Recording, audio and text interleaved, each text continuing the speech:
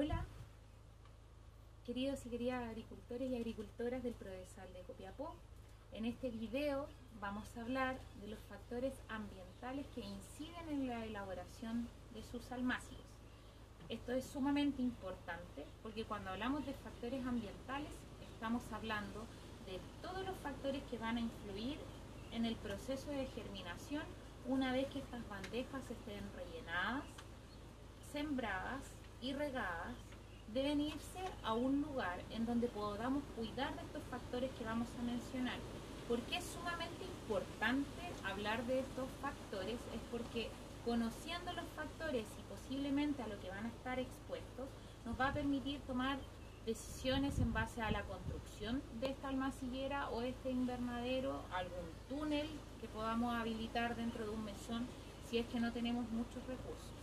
Entonces, dentro de esta gama de factores vamos a partir primero por el más importante, que es la temperatura.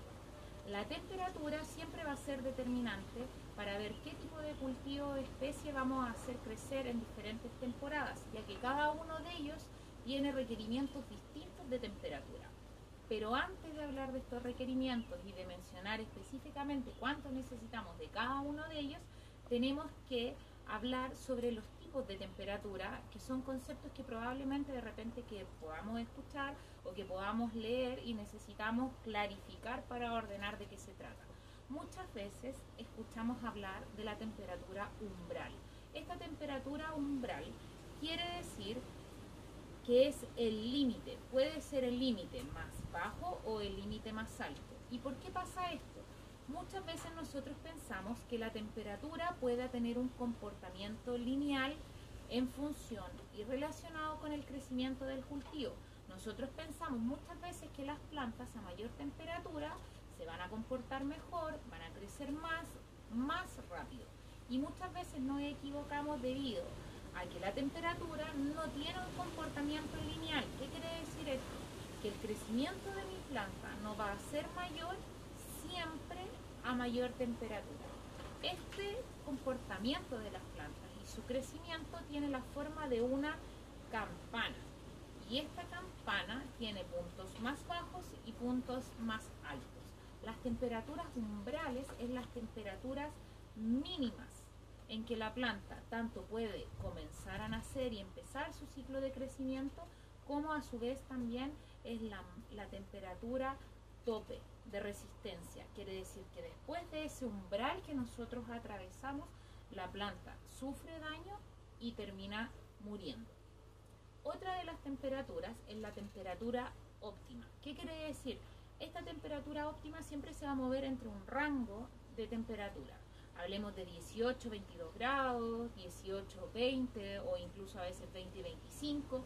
Va a depender mucho del origen de nuestras especies que vayamos a cultivar, de donde nos encontremos. Esta temperatura óptima quiere decir que la planta está en un punto ideal donde su velocidad de crecimiento es la máxima. ¿Qué quiere decir? Que la planta está creciendo a toda máquina, no tiene un punto mejor que ese. Cuando ese crecimiento ocurre es porque nos encontramos en la temperatura óptima de crecimiento para la planta.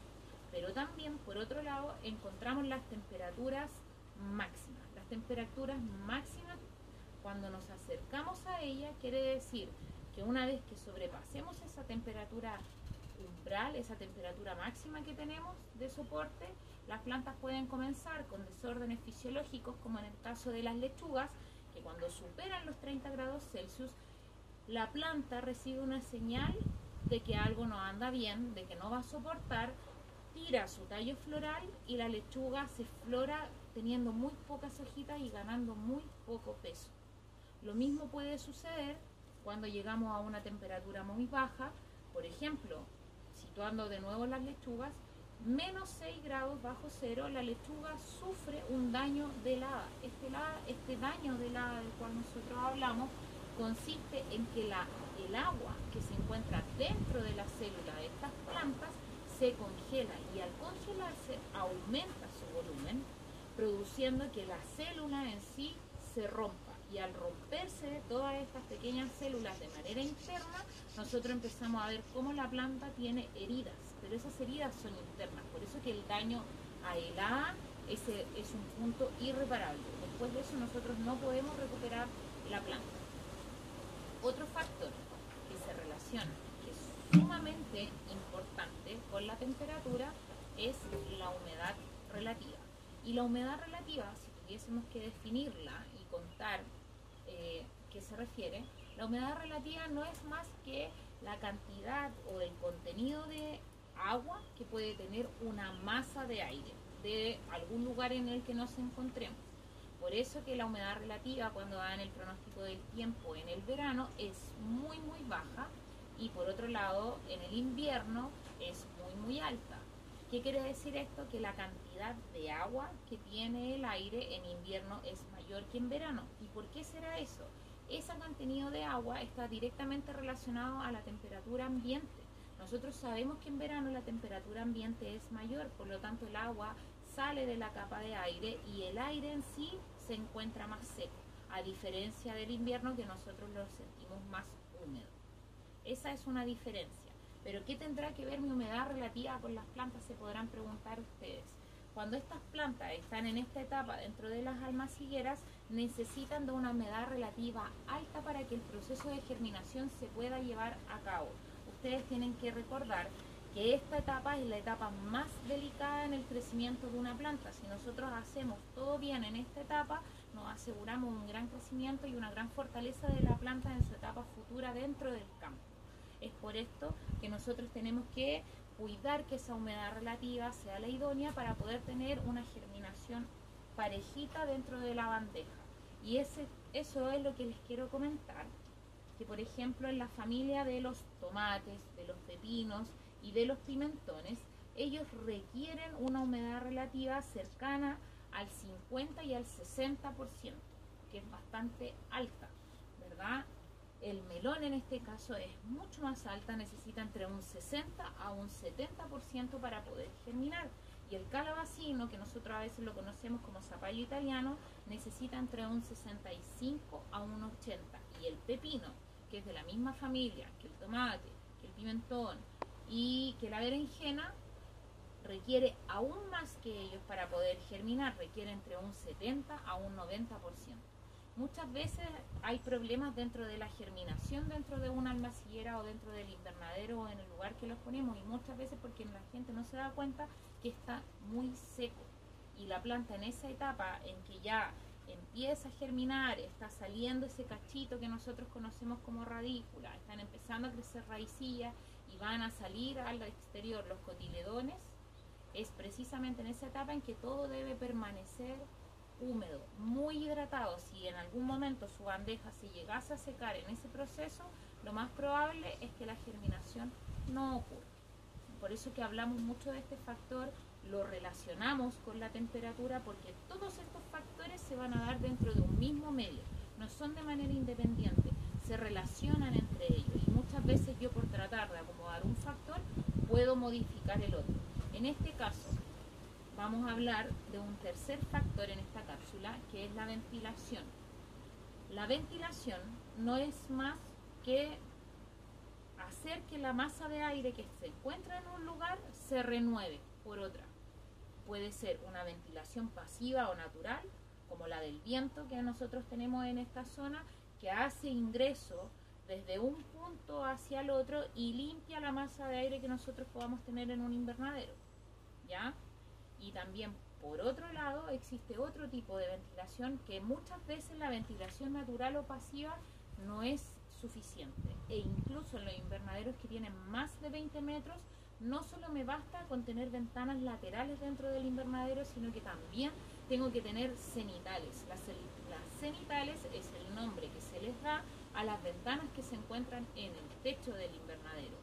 Y muchas veces, sobre todo en verano, cuando las temperaturas son altísimas afuera, imagínense con una cubierta plástica encima, son aún mayores, tenemos que abrir las dos laterales más la cenital, y aún así la masa de aire caliente que hay dentro del invernadero es muy alta.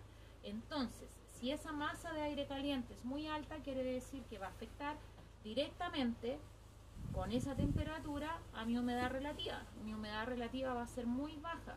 Entonces yo tengo que pensar cómo voy a poder inyectar agua a ese espacio, y es por eso que estás en esa etapa en que aún no salen relativa en que aún no hablamos de una planta germinada que aparezca, nosotros debemos mantenerlo muy húmedo, controlar de muy buena manera su ventilación para que un exceso de ventilación no me vaya a provocar una disminución drástica de humedad relativa y que sí se pueda enganchar bien esa humedad en bajar la temperatura. Cuando yo incorporo agua a un sistema, ya sea en un invernadero, en una almaciguera o en cualquier punto, al incorporar agua inmediatamente yo siento la disminución de la temperatura.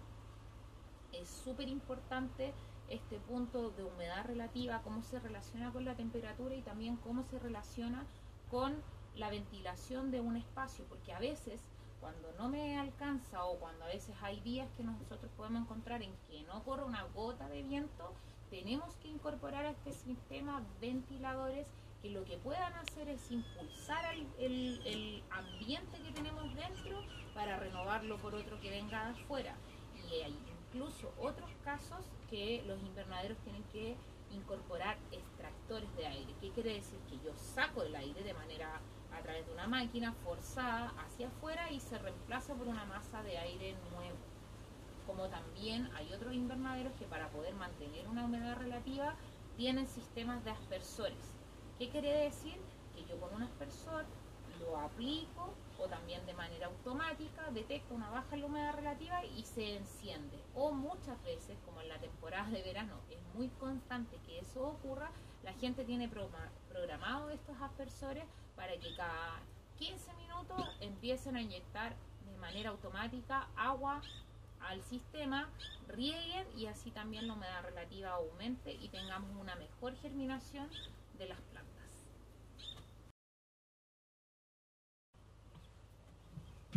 Dentro de los factores que mencionamos como importantes, también se encuentra la cantidad de CO2 que tenga el lugar en el cual nosotros vamos a dejar el crecimiento de nuestra almaciguera. ¿Por qué? ¿Por qué uno creerá que el CO2 es tan importante para el crecimiento de las plantas? Nosotros los seres humanos lo que hacemos es tomar el oxígeno que se encuentra en la atmósfera, incorporarlo a nuestros procesos metabólicos y liberamos como resultado de esa respiración, liberamos CO2 al ambiente. En el caso de las plantas, y por eso que es tan mágico y se produce todo en equilibrio, es todo lo contrario. Las plantas toman el CO2, lo incorporan a su proceso metabólico y así es como pueden generar la glucosa, ¿verdad? Y como resultado de eso liberan al ambiente oxígeno. Cuando las plantas se van a encontrar encerradas en estos invernaderos o en este mesón que muchas veces uno puede cubrir con un plástico, lo que va a pasar es que ellas durante toda la noche que estuvieron cerradas estuvieron tomando la cantidad de CO2 que se encuentra disponible en ese medio, incorporándolo a su sistema y liberando CO2. Es por eso que el CO2 va a tener un nivel mínimo dentro del invernadero en el punto cuando ya es momento de abrirlo, porque las plantas consumieron todo ese CO2 y lo transformaron en oxígeno. Entonces, si nosotros vamos a medir ese anhídrido carbónico o CO2 en ese punto del día, va a ser muy bajo. Tenemos que pensar que en la atmósfera el CO2 solo es un 0.03% de toda la composición de la atmósfera y las plantas tienen un rango óptimo que va entre el 0,1 y el 0,2. Ese es el rango óptimo de concentración que ellas necesitan para que su fotosíntesis sea óptima. Entonces, ¿qué es lo que nosotros debemos hacer? El CO2 que requiera cada especie va a depender de la variedad que nosotros vayamos a cultivar, va a depender también de la radiación solar, de la ventilación, de la temperatura y de la humedad. Por eso que más atrás yo les comentaba que todos estos factores no se pueden evaluar de manera independiente y que sí se tienen que evaluar de manera conjunta. Por eso vamos a decir que el factor luz o iluminación es limitante. ¿Por qué?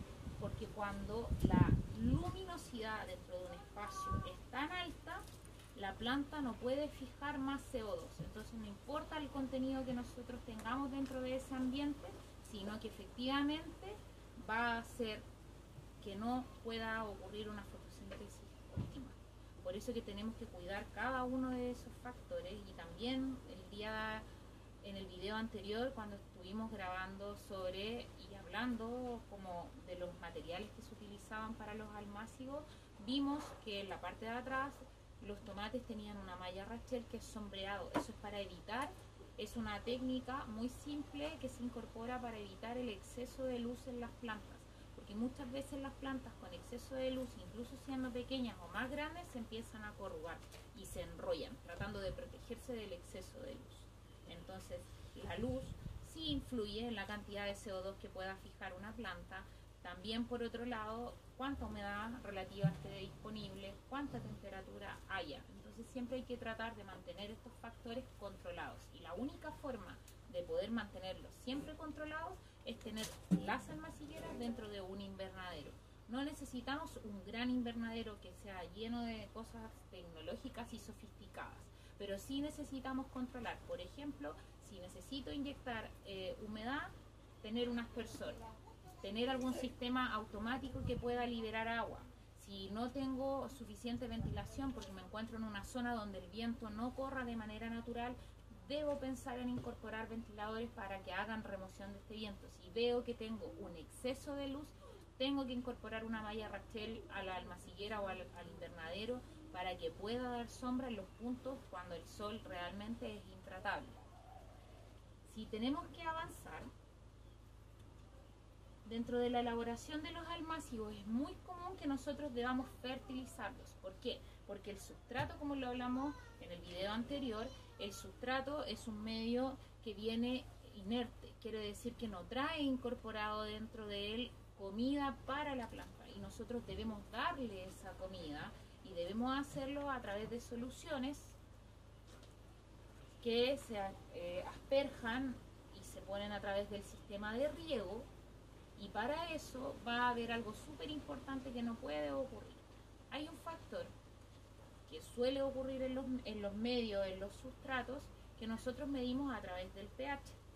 El pH es la cantidad de sales o de ácidos que puede tener una solución. En este caso, cuando nosotros hablamos de rangos óptimos, tenemos que pensar siempre en una escala que va de 1 a 14, donde 7 es el centro, quiere decir que el pH neutro está en el medio, con un valor 7. El óptimo siempre va entre el 5,5 y el 6,8. Cada planta tiene un pH específico. Nosotros podemos manejar ese rango general para todos los cultivos, pero hay unos cultivos que son más sensibles a esto. ¿Por qué? ¿Por qué? Porque el pH en el fondo va a reflejar la disponibilidad de los nutrientes en ese medio. ¿Qué quiere decir esto? Muchas veces yo puedo aplicar una solución, fertilizar, pero yo siento que no tiene ninguna respuesta a mi planta ante ella, es como si no hubiese aplicado nada. Y eso muchas veces es porque el pH de la solución que yo apliqué no es el correcto. Y eso hace que los nutrientes que están dentro de esta solución queden atrapados. Como nosotros lo llamamos inmóviles, y la planta no los pueda sacar y no los pueda incorporar a su sistema. Entonces, ¿qué es lo que tenemos que hacer? Tenemos que considerar mucho el agua con lo que nosotros regamos. El agua tiende a tener un alto contenido de sales, por lo tanto, cuando yo riego con un agua de llave o con un agua de pozo, o con mucha gente también trabaja con agua de acequia, viene con un gran contenido de sales. Y esas sales hace que el pH aumente más allá a veces del 6,8 o del 7 del neutro. Y eso va a hacer que otras sales que nosotros necesitamos no se puedan disolver en esa solución. Ese es el contenido de pH. Ya tenemos también que repasar un concepto sobre conductividad eléctrica. La conductividad eléctrica es la capacidad que tiene un material para poder conducir corriente. Pero en este caso nuestro material o nuestro medio va a ser el agua. Entonces es la capacidad que tiene el agua de conducir más allá de la corriente, que va la capacidad que va a tener para disolver sales. Cuando nosotros tenemos una alta conductividad eléctrica, quiere decir que en ese medio o en esa agua que nosotros estamos midiendo, ya hay un alto contenido de sales que están ahí de manera fija. Quiere decir que si el agua tiene puentes de hidrógeno para poder hacer enlaces y juntarse con otros, y así permite que las cosas se disuelvan en ella, en este caso, si esos puentes ya están tomados por sales, yo voy a echar fertilizante, y ese fertilizante va a terminar precipitando o no se va a terminar disolviendo. Y eso quiere decir que mi conductividad eléctrica está muy alta, y eso tampoco le va a permitir a la planta poder absorber nada. Por eso que el concepto tanto de pH como de conductividad eléctrica es importante conocerlos, porque nosotros podemos medirlo. Existen instrumentos como un pHímetro que va a indicar la cantidad de pH que tiene una solución, y también existen instrumentos que te miden el contenido de la conductividad eléctrica. Y así yo puedo saber cuando muchas veces necesito renovar soluciones o cuando tengo que aportar algo distinto para poder bajar esa cantidad de pH. Puede ser, si mi conductividad eléctrica está muy alta y estamos hablando de un contenido de sales muy alto, yo voy a tener que trabajar quizás con un anhídrido fosfórico, con un ácido fosfórico en cantidades muy pequeñas para poder bajar el pH y así poder seguir incorporando más sales. Y había un factor que yo quería trabajar, lo trabajamos también en el video anterior, que era el factor de luminosidad. Y en el factor de luminosidad estuvimos conversando sobre un concepto, acá lo tengo. El factor de luminosidad. Cuando nosotros tenemos muchas plantas, las plantas tienden a competir por espacio, este espacio muy pequeño para esta planta, tienden a competir por agua, por los nutrientes, pero también compiten por la luz. Si yo pongo muchas plantas, o sea, más que muchas, porque de repente sí, pueden caer más de una semilla por orificio, pero si yo pongo plantas grandes como zapallos en bandejas muy pequeñas, como son plantas grandes van a crecer, y este crecimiento va a ir sombreando a las plantas que se encuentran al otro lado. Entonces esta planta va a tratar de ser más grande para ganarle a sus compañeras la luz, y al tratar de ser más grande, esta planta se comienza a estirar, y esta parte que se llama el hipocotilo, que es desde donde sale el cotiledón, que son las primeras hojitas, hasta el punto que nosotros vemos de crecimiento, se alarga. Y ese alargamiento que nosotros vemos acá es el fenómeno de etiolación. Cuando una planta está etiolada, es una planta que está estresada, es una planta que está alargada y es una planta propensa a ingreso de enfermedades, a quebrajamientos, a fallecer antes de tiempo. Es por eso que la luminosidad es sumamente importante controlarla, que no sea ni en exceso ni en deficiencia, pero también es súper importante lo que tratamos en el primer video, el criterio para la elección de la bandeja. Puede ser algo muy sencillo, pero es un error común. Quiere decir que si yo ocupo bandeja muy pequeña, digo, me caben más plantas, pero ¿en qué condiciones van a crecer esas plantas? Ese es el cuestionamiento y la reflexión que yo los invito a que ustedes lo hagan antes de querer elaborar un cultivo. ¿Qué cultivo voy a elaborar? ¿Qué tipo de semilla voy a utilizar? ¿Con qué sustrato voy a trabajar? ¿En qué proporción lo voy a hacer? ¿Dónde se va a ir a crecer ese plantín? Que no puedo llegar y ponerlo en una condición como esta, al aire libre, sin protección. ¿Por qué? Porque si yo no lo controlo, se me puede secar justo cuando la planta está recién germinando la semilla. Y si tiene un exceso de calor y sequedad, es tan delicada esa parte que se va a morir. Si mi planta yo la tengo en un lugar cerrado y no lo ventilo, ¿cómo va a hacer fotosíntesis si no tiene CO2? Entonces, ¿cómo esa planta se mantiene húmeda si la humedad relativa es muy baja? ¿Cómo si tiene una falta de temperatura? Porque hay variedades, y yo eso les voy a enviar un listado, hay variedades que tienen requisitos súper específicos de temperatura, y que de hecho lo vamos a mencionar un poco en el video siguiente, en donde tenemos que hablar de la espinaca, porque qué la espinaca no la podemos sembrar con mucho calor?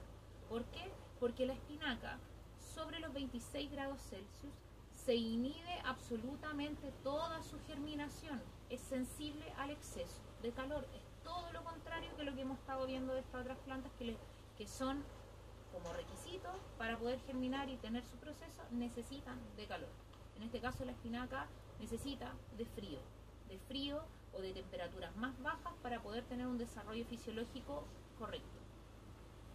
Así que hasta ahora hemos hablado sobre los insumos necesarios y sobre los factores en los cuales van a crecer mis bandejas. En el siguiente video los invito porque vamos a hablar específicamente sobre las labores culturales que tenemos que realizar con las bandejas cuando ya germinaron y están más crecidas, los requisitos que tienen que tener especies específicas antes de ser trasplantadas al campo. Así que es la última parte, los invito, nos vemos pronto.